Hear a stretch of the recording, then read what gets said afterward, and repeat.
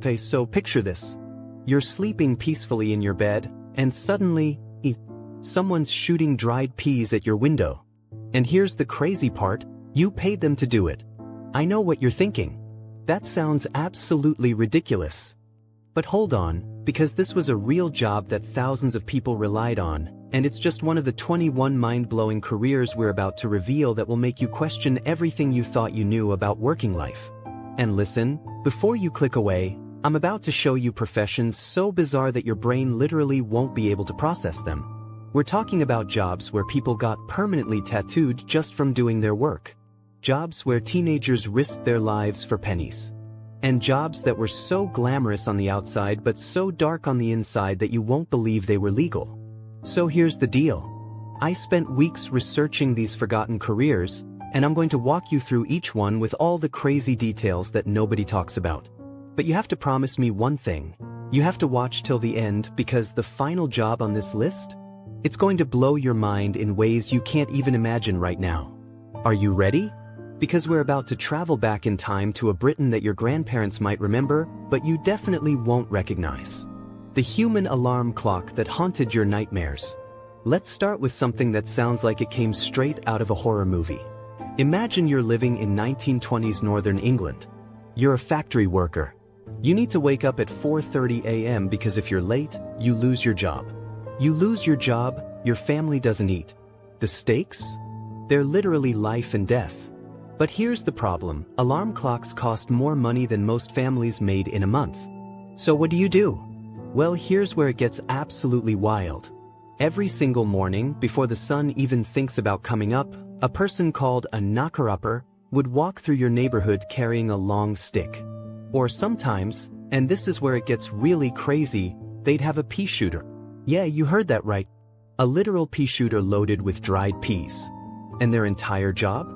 To shoot peas at your bedroom window until you woke up and showed your face. Can you imagine that? You're deep in sleep, dreaming about, I don't know, whatever people dreamed about before television existed, and suddenly you hear this ping ping ping on your window. You stumble to the glass, half asleep, furious, and there's some stranger standing in the street below, pelting your house with vegetables. But wait, it gets even better. Because you weren't just tolerating this chaos, you were paying for it. People would give these knocker-uppers a few pennies every week for this service. And the knocker-uppers? They had to remember everything. Which window belonged to which person. What time each person needed to wake up. Some of these people were waking up hundreds of clients every single morning, and they kept it all in their heads. No spreadsheets. No smartphones. Just pure memory burning in your brain right now. Who the heck woke up the knocker-upper? The answer is actually genius. Most of them were night watchmen who were finishing up their night shifts right when everyone else needed to wake up. Others were just people who couldn't sleep. They turned their insomnia into a business. They monetized their sleep disorder before monetizing was even a word. And this job? It didn't disappear in the 1800s like you might think. This profession survived all the way into the 1950s. Your grandparents might have actually been woken up by a stranger with a stick. That's how recent this is. But eventually, alarm clocks became affordable. Mass production made them cheap enough for regular families. And just like that, an entire profession vanished. Thousands of knocker-uppers suddenly had to find new work because technology caught up. Which brings me to our next profession, and trust me, this one's going to make you think differently about recycling forever. The carnival recyclers who traded junk for goldfish. Rag and bone. Any old iron. If you heard this cry echoing down your street in the 1960s, you knew exactly what was coming. A horse and cart would round the corner, driven by one of Britain's original environmental heroes, the Rag and Bone Man. But here's what makes this job absolutely fascinating. These weren't just garbage collectors. They were traders running a full-blown bartering economy that would make modern sustainability experts jealous. You'd bring out your old clothes, your broken furniture, that rusty metal thing in your shed that you'd been meaning to throw away. And instead of just taking it and leaving, the Rag and Bone Man would reach into his cart and pull out, wait for it, a goldfish in a plastic bag. I'm not joking. You could trade your grandmother's old dress for a live goldfish. Or maybe you'd get a balloon. Or a small toy. sometimes actual pennies, but usually, it was this bizarre swap meet that would show up at your doorstep. Kids would go crazy for this. They'd ransack their entire houses looking for anything they could trade. Mom, can I trade Dad's old jacket for a goldfish? And parents would let them because, honestly, it was free entertainment and you got rid of junk at the same time. But here's what's really mind-blowing about this profession. These rag and bone men were solving a problem we're still struggling with today: waste management. They were recycling before recycling was mandatory. They were running a circular economy before anyone knew what that meant. They knew every single person on their route by name. They'd share neighborhood gossip, become friends with families, and basically serve as the social media of their time. Want to know what's happening 3 streets over? Ask the rag and bone man. The crazy part?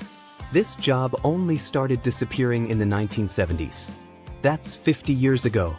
Some of you watching this might have actually traded with a rag and bone man when you were kids. But then consumer culture exploded. Buying new stuff became cheaper than fixing old stuff. Municipal garbage collection became standard. And suddenly, these colorful characters with their horses and carts couldn't compete with garbage trucks and landfills. Now, you might think trading junk for goldfish is weird, but wait until you hear about our next job. Because this one involves dodging bowling balls for pocket change. The teenagers who literally risked death for pennies. Okay, so imagine you're a 14-year-old kid in 1955. You want to make some money. Your options are pretty limited. You could deliver newspapers, which we'll get to later, or you could become a human bowling pin setter. And yes, this job is exactly as dangerous as it sounds. Here's how it worked. Before machines automated everything, someone had to reset the bowling pins after each roll. And that someone was usually a teenager perched on a narrow ledge above the pins, waiting for the ball to crash into them. The moment the ball hit, these kids would jump down into the lane, quickly clear away the fallen pins, reset everything in perfect formation, and then scramble back up to their ledge before the next ball came hurtling toward them at full speed. Let me repeat that so it really sinks in. These teenagers were playing a real-life version of Frogger, except instead of cartoon cars, it was actual bowling balls that could break bones. You needed lightning-fast reflexes. You needed to completely ignore the concept of personal safety. And what did you get paid for risking your life? A few pennies per game. But here's the thing, kids wanted this job. It was seen as a cool way to make pocket money. Regular bowlers would develop relationships with their pin setters. If you were fast and good at your job, people would tip you. You'd become known as the best pin setter in the bowling alley. The environment was hot, incredibly noisy, and you were constantly one mistimed jump away from a trip to the hospital. Kids would go home with bruised shins, sore muscles, and probably a few concussions that nobody diagnosed because it was the 1950s and people didn't really worry about that stuff. But then, and you can probably guess where this is going, technology stepped in. In the early 1960s, the Brunswick automatic pin setter started appearing in fancy British bowling alleys. These machines could reset pins faster, more accurately, and without anyone risking their life. By 1963, almost every human pin setter in Britain was out of a job. An entire generation of teenagers who'd built careers around dodging bowling balls suddenly had to find something else to do. And speaking of dangerous jobs that destroyed your body, our next profession is going to make you grateful for central heating. The men who became living coal statues. Picture the coldest British winter you can imagine. Now multiply that cold by 10 because you don't have central heating. Your only source of warmth is coal. And that coal? It doesn't magically appear in your house. Enter the coal delivery man, possibly one of the most physically brutal jobs in British history. These absolute units of human beings would haul 50-kilogram sacks of coal on their backs through narrow alleyways, up steep garden paths, through tiny coal cellar doors, in all weather conditions. Rain? They're delivering coal. Snow? They're delivering coal. Heatwave? Well, they're probably happy that day, but they're still delivering coal. A single delivery round might involve moving several tons of coal. By hand. On your back. One sack at a time. And here's where this job becomes almost unbelievable. These coal men would develop what they called coal tattoos. Because when you're constantly covered in coal dust and you get cuts and scrapes, which you will when you're hauling heavy sacks all day, that coal dust gets permanently embedded in your skin. They would have these black marks on their arms, their hands, their faces that would never wash off. They were literally being tattooed by their job, against their will, every single day. But they were so skilled at what they did. With one practiced flick, they could deposit coal into your bunker with almost no spillage. They knew every single house on their route. They knew which paths got icy in winter. They knew which coal cellar doors stuck. They developed these massive shoulders and incredibly powerful arms just from the constant physical labor. And the craziest part? This job was essential until the 1970s. That's how recently Britain still relied heavily on coal heating. But then the Clean Air Acts came through. Gas and electric heating became more common and affordable. Suddenly, nobody needed coal delivered to their houses anymore. So all these coal men, with their coal tattoos and their massive strength, had to find new careers. Their bodies were permanently marked by a job that no longer existed. Now, if you think that job was tough, wait until you hear about the next profession. Because this one involves being awake when literally everyone else is sleeping. The milkman. The silent guardian who knew all your secrets. Every morning, before your alarm went off, before the sun came up, before you even stirred in your bed, someone was outside your house. The milkman. And I know what you're thinking. Delivering milk doesn't sound that crazy. But hold on, because the milkman was so much more than just a guy dropping off dairy products. First of all, imagine doing this job. You're up at 3 a.m., loading your truck with hundreds of glass bottles filled with fresh milk. It's freezing cold, or pouring rain, or sometimes both. And you're going to spend the next several hours walking from house to house in the dark, leaving bottles on doorsteps. But here's what made milkmen special. They served the same routes for decades. They knew every single person in their neighborhood. They knew which houses had elderly people living alone. They knew which families just had a new baby. They knew everything. And people trusted them. You'd leave empty bottles outside with money tucked under them, sometimes with notes requesting extra items. Please leave 2 pints today instead of 1.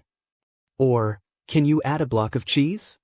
And the milkman would make it happen while you slept. But the real secret power of milkmen? They were the neighborhood watch before neighborhood watch existed. They were often the first people to notice if something was wrong. If an elderly resident hadn't collected their bottles from previous days, the milkman would check on them. If a house looked suspicious, the milkman would alert someone. They prevented burglaries. They saved lives. They were community guardians, and most people didn't even realize it. And the gentle clink of glass bottles at dawn became the soundtrack to British mornings for generations. People would wake up to that sound and know that everything was right in the world. But then refrigerators became standard in every home. Supermarkets started offering milk cheaper than home delivery. And suddenly, in the 1970s and 80s, this profession that had been essential for so long started disappearing. By the 1990s, having a milkman became a luxury instead of a necessity. Most people alive today have never experienced waking up to find fresh milk waiting on their doorstep, delivered by someone who knew their name and cared about their well-being. And that brings us to one of the most fascinating jobs on this entire list. A profession that was almost entirely female, incredibly powerful, and absolutely secret. Telephone exchange operators. The women who controlled Britain's conversations. Numbered, please. These 2 words, spoken in crisp, professional tones, connected every phone call in Britain for decades. And they were almost always spoken by women. Here's something that's going to blow your mind. Before automated phone systems, when you picked up your telephone, you weren't directly calling anyone. You were calling an operator. And that operator would manually connect your call by physically plugging cables into a massive switchboard. Picture a huge wall covered in thousands of holes, with cables and plugs everywhere. Now picture women sitting in front of this wall, moving at lightning speed, grabbing cables, plugging them in, pulling them out, over and over, hundreds of times a day. These telephone exchange operators had to memorize hundreds of phone numbers. They had to work faster than you can imagine while maintaining perfect politeness, even when people were rude to them. And they had to keep everything they heard completely confidential. Because here's the thing, These women were connected to every conversation in their community. They didn't listen in, but they knew who was calling whom. They could hear the tone of voices. They knew when emergencies were happening, when affairs were starting, when businesses were making deals. The power they held was insane. And the best operators were known for their absolute discretion. You could trust them with your life because they took their code of confidentiality seriously. But there's a dark side to this job that we need to talk about. These positions were almost exclusively given to women, but there were strict requirements. You had to be single. The moment you got married, you were expected to resign. This policy continued until the 1960s. You had to be well-spoken, which was code for a certain class background. And bizarrely, you had to have arms long enough to reach across the entire switchboard. They would literally measure your arm span during interviews. These women were essential to Britain's communication infrastructure, but they were treated as temporary workers who would eventually leave to become wives. The system was designed around the assumption that women's real purpose was marriage, not careers. And then automation arrived. In the 1960s, automated phone exchanges started replacing these skilled operators. Women who had spent years perfecting their craft suddenly found their jobs obsolete. Thousands of telephone exchange operators were let go as machines took over. An entire profession that had been dominated by women, that had given women economic independence, just vanished. But you know what's wild? There was an even more specific version of this job that we need to talk about. Switchboard girls and public convenience attendants. The switchboard girls who ran corporate empires. While telephone exchange operators connected the general public, large businesses had their own communication specialists called switchboard girls. These young women sat at reception desks or in dedicated rooms, operating smaller switchboards that directed calls within buildings. And they were basically the most powerful people in any organization, even though nobody realized it. Think about it. If you wanted to talk to the CEO, you had to go through the switchboard girl. If you wanted to reach any department, any employee, anyone at all in the building, you had to get her approval first. They memorized hundreds of extension numbers. They knew which executives were in meetings, who was on vacation, who was avoiding calls from specific people. They developed incredibly tactful ways to screen out unwanted callers without being rude. "I'm sorry, Mr. Johnson is in a meeting right now. Can I take a message?" could mean anything from, "He's actually in a meeting," to, "He saw your name and told me to say he's in a meeting." In hotels, switchboard girls became information hotlines. Guests would call asking for restaurant recommendations, local attractions, directions. The switchboard girl had to know everything about the area and the hotel. In department stores, they would direct customer questions to the right departments and sometimes even check stock availability before transferring calls. These women were running the entire communication infrastructure of major businesses, and they were usually paid like entry-level employees. But then, just like with the telephone exchange operators, technology caught up. Electronic switchboards with direct dialing appeared in the 1970s. Suddenly, people could call specific extensions without needing an operator. And just like that, another female-dominated profession disappeared. The fortress guardians of public toilets. Now let's talk about a job that sounds simple but was actually a position of serious power. Before self-cleaning toilets, public conveniences across Britain were guarded by a special breed of gatekeeper, the public convenience attendant, often known as the toilet lady or loo warden. These formidable individuals, typically older women with no-nonsense attitudes, maintained public toilets with military precision. Armed with mops, disinfectant, and an eagle eye for troublemakers, they ensured these facilities remained clean and respectable. For the privilege of using these facilities, visitors would pay a small fee, initially a penny, hence the phrase, "spending a penny." Later 2p and eventually 5p as inflation took its toll on the toilet economy. Many attendants expanded their role, creating mini empires within their tiled domains. They might sell emergency toiletries, dispense hand towels, or run small tuck shops offering sweets and cigarettes. The profession began declining in the 1980s as local councils cut costs and introduced automated payment systems. Lift attendants and bus conductors. The elevator operators with supernatural skills. going up. These words once greeted shoppers in department stores across Britain. The lift attendant was more than just a button pusher. They were part tour guide, part security guard, and part ambassador. Dressed in smart uniforms that often included white gloves and pillbox hats, lift attendants operated the manual controls of early elevators, ensuring smooth journeys between floors. They announced each level with rehearsed descriptions. Second floor, ladies' fashions, millinery and accessories. Early lifts needed to be stopped precisely level with each floor. Too high or too low could result in dangerous trips. Attendants developed an almost supernatural sense of exactly when to pull the lever to achieve a perfect landing. Beyond technical skills, the role demanded impeccable social graces. Attendants were expected to make polite conversation, remember regular customers, and maintain decorum in what was essentially a small moving room. The profession began declining in the 1960s as automated lifts became more common. The multitasking masters of public transport. Any more fares, please? This familiar call once rang through double-decker buses across Britain, issued by one of the most quintessentially British professions, the bus conductor. Armed with a ticket machine strapped to their chest, a leather change pouch, and often a whistle, conductors were the multitasking masters of public transport. They collected fares, issued tickets, announced stops, helped passengers on and off, and kept order among rowdy schoolchildren. The conductor's ticket machine was a mechanical marvel, a heavy metal device with various dials to adjust for different fare zones.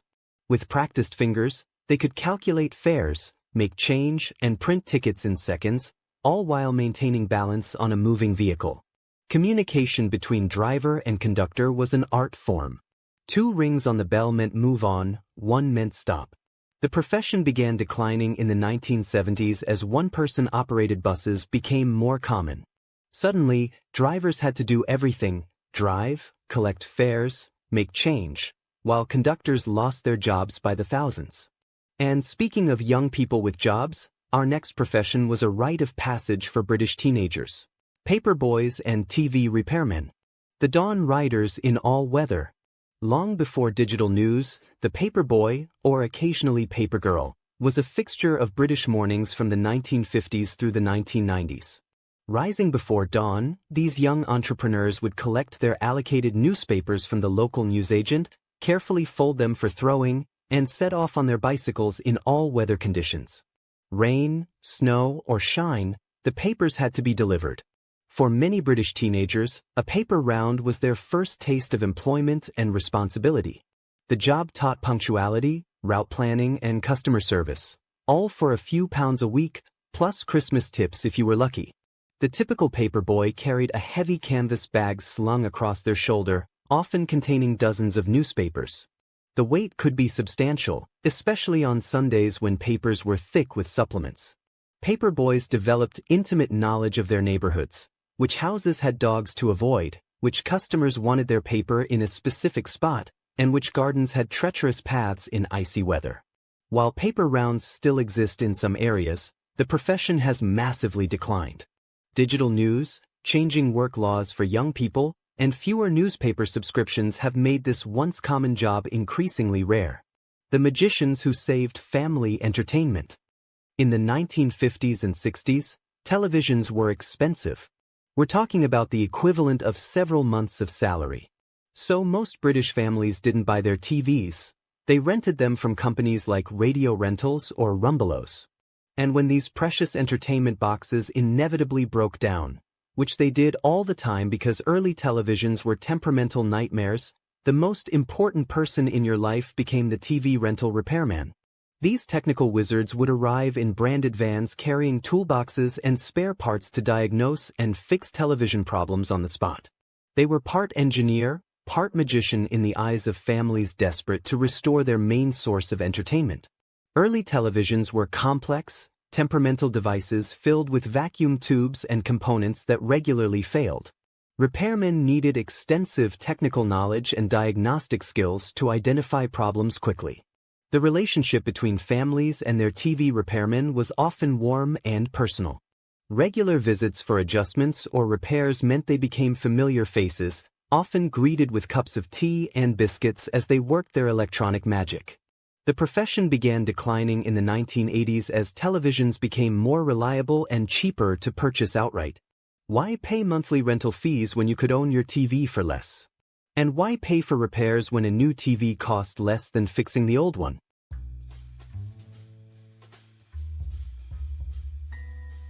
The typing armies that ran corporate Britain. Imagine a massive room filled with dozens of desks. At each desk sits a young woman operating a typewriter. The sound is deafening, click-clack, click-clack, click-clack, multiplied by 50 machines all going at once. Welcome to the typing pool, the engine that powered British business from the 1950s through the 1980s. These weren't just random people who could peck at keyboards. These were highly trained professionals who could type 60 to 100 words per minute with almost no errors. And they had to be that fast and accurate because there was no delete key. There was no spell check. There was no undo. One mistake meant retyping the entire page. Think about that. You're typing a 5-page report. You get to the last paragraph of page 5. You make a typo. You have to start page 5 over completely. The pressure was intense. These typing pools operated with strict hierarchies. Junior typists handled routine letters. Senior typists got the complex or confidential documents. Supervisors would literally walk around with stopwatches, timing workers to make sure they maintained productivity standards. The job required incredible concentration. You'd be typing from handwritten drafts, which means you also had to decipher whatever illegible scrawl some executive had produced. Or you'd be taking dictation, which meant listening to someone speak and typing their words in real time without missing anything. Then personal computers arrived. Word processors appeared on office desks in the 1980s. Suddenly, everyone could type their own documents. You could edit without retyping entire pages. Spell check caught your mistakes. Formatting was easy. And the typing pools?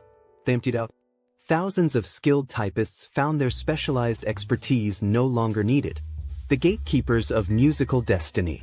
Before Spotify, before YouTube, before you could even preview music on iTunes, there was only one way to hear a record before buying it. You had to go to a record store and use their listening booth. And the person who controlled access to those booths? The listening booth assistant. These were the coolest people in music retail. They would take your selected record, carefully remove it from its sleeve like they were handling ancient artifacts, place it on a turntable connected to headphones in a small soundproofed booth, and let you listen. But here's where it gets interesting. Being a listening booth assistant required extensive music knowledge. You needed to know the entire store's catalog. You needed to understand different genres. And you needed diplomatic skills to deal with customers who would spend hours listening to records without buying a single thing. But the real power these assistants held? They were tastemakers. Regular customers would ask for recommendations, and the listening booth assistant's answer could literally make or break new artists in their local area. By the 1970s, cassette tapes started replacing vinyl. You couldn't preview cassettes the same way. The listening booth concept started dying, and another profession was gone. Tea ladies and cigarette girls. The unofficial therapists on wheels. Rattle, rattle, rattle, clink. You'd hear this sound coming down the hallway, and everyone would perk up. The tea lady was making her rounds. Armed with a trolley carrying an urn of hot water, teapots, cups, saucers, and usually biscuits or cakes, tea ladies were mobile refreshment stations that provided much more than just beverages. In British workplaces from the 1950s to the 1980s, the tea lady was an institution. Here's what made them special. They knew how every single person took their tea. And in British culture, this is incredibly personal information. 1 sugar or 2. Milk or no milk. Strong or weak. They remembered it all. But more than that, they were confidants. They were gossip conduits. They were unofficial morale officers. The arrival of the tea trolley marked a brief but important break in the workday. People would stop working, chat with each other, share news, complain about management. The tea lady would listen to all of it, remember all of it, and discreetly pass along relevant information. They knew when someone was having personal problems. They remembered birthdays and important events. They'd offer comfort during difficult times. They were basically workplace therapists who happened to serve tea. And here's the sad part. In the 1980s, companies started implementing cost-cutting measures. Installing vending machines was cheaper than employing tea ladies. Setting up kitchenettes where employees could make their own tea saved money on labor. So these women who had been integral parts of workplace culture, who had provided emotional support and human connection, were replaced by machines and self-service. The glamorous sales force that smelled like smoke. Step into a 1950s nightclub in London. The air is thick with smoke. A jazz band plays in the corner. People are dancing and drinking. And weaving through the crowd is a young woman in a sleek, often revealing uniform, carrying a tray of cigarettes, cigars, and sometimes sweets or small gifts. Meet the cigarette girl, a job that was part saleswoman, part entertainer, part survival skill. These women had straps around their necks supporting display cases filled with tobacco products. They would circulate through nightclubs, pubs, theaters, anywhere people gathered, offering their wares with practiced charm. The job combined sales skills with entertainment. You had to be attractive, personable, and able to handle unwanted advances with good humor. You memorized brands, prices, and regular customers' preferences. And you worked for commission. But let's be real about what this job actually was. These young women were often subjected to harassment. The revealing uniforms weren't a fun choice. They were required. The unwanted advances they had to handle with good humor were sexual harassment that they couldn't report. By the late 1960s, attitudes toward smoking started changing. Self-service cigarette machines became common. Cigarette girls began disappearing from British venues. By the 1970s, they were almost entirely gone. Film splicers and ice cream chimes operators. The invisible technicians who made movies possible. Every time you went to see a movie between the 1950s and 1980s, you were watching the work of skilled technicians whose names you never knew and whose craft you never saw. Film splicers and rewinders. These projection room wizards worked behind the scenes, preparing films for screening and maintaining them during their theatrical run. Here's something most people don't know. Movies didn't arrive at cinemas as one convenient reel. They came as multiple reels that needed to be spliced together for continuous projection. And who did that splicing? These technicians, using specialized equipment, joining film sections with perfect alignment. Any mistake would be glaringly obvious on screen. The picture would jump. The audio would skip. Everyone in the theater would notice immediately that something was wrong. These technicians needed steady hands and meticulous attention to detail. They would repair tears or breaks, remove damaged sections, ensure smooth transitions between reels. And after each screening, cinema rewinders would carefully return thousands of feet of film to its original reels. They'd work between showings, often under time pressure, checking for damage as film passed through their fingers at high speed. Think about the responsibility. You're handling the only copy of a film that hundreds of people have paid to see. If you damage it badly enough, you might have to cancel screenings. You might cost the cinema thousands of pounds in lost revenue. But when you did your job well, nobody noticed you existed. The movie played perfectly, and audiences had no idea how much work went into making that possible. Then automated projection systems arrived in the 1980s. These machines could do the splicing automatically. They could rewind without human oversight. And suddenly, a craft that had required years of training became unnecessary. The person whose entire job was making noise. You're walking down a British street on a summer afternoon in the 1960s. Suddenly, you hear a musical jingle echoing between the houses. Every kid in the neighborhood immediately starts running, desperately searching for pocket money. The ice cream van has arrived. But here's what's weird. Some ice cream vans employed a person whose only job was to operate the chimes. Let me say that again. There was a dedicated position for someone who did nothing but create the musical announcement that the ice cream van was coming. Some played actual handheld bells in specific patterns. Others operated mechanical music boxes. Some sang or played instruments through microphones connected to roof-mounted speakers. And this job required real skill. Chimes operators had to have perfect timing and deep knowledge of their neighborhoods.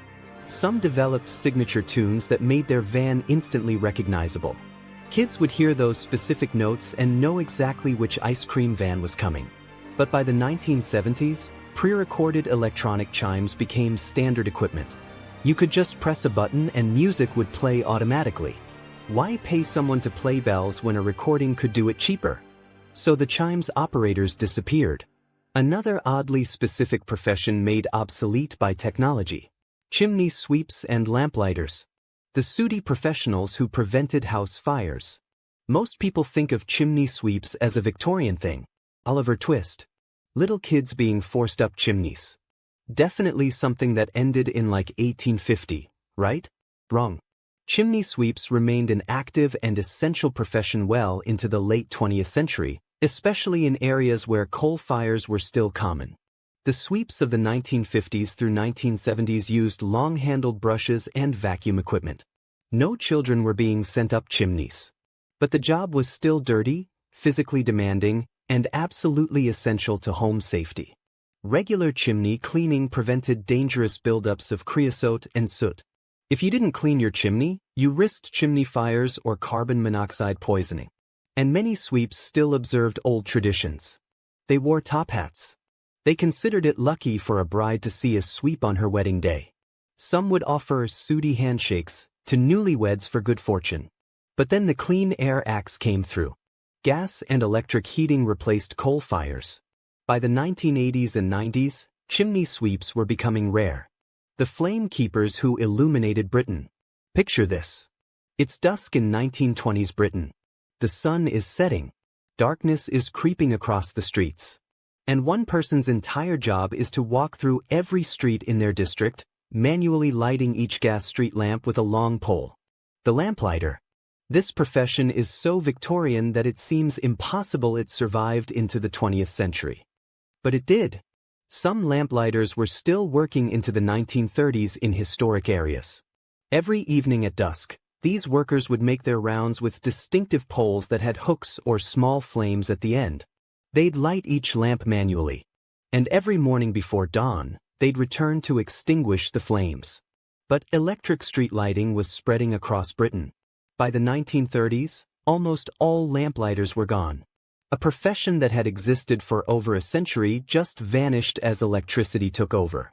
So what does all this mean? We've just gone through 21 professions that have disappeared from Britain in just a few generations. Your grandparents might have been woken up by knocker-uppers. Your parents might have had a milkman. Every single one disappeared for the same basic reason. Technology and progress made them unnecessary. But something intangible was lost. The knocker-upper knew your schedule. The milkman watched over your street. The telephone operator kept your secrets. The tea lady listened to your problems. These jobs created human connections in communities. Progress came at a cost. We gained convenience and lost connection. And maybe that's something worth thinking about as we move forward into an increasingly automated future. Because the choice about what we automate next? That's still up to us. Thanks for watching.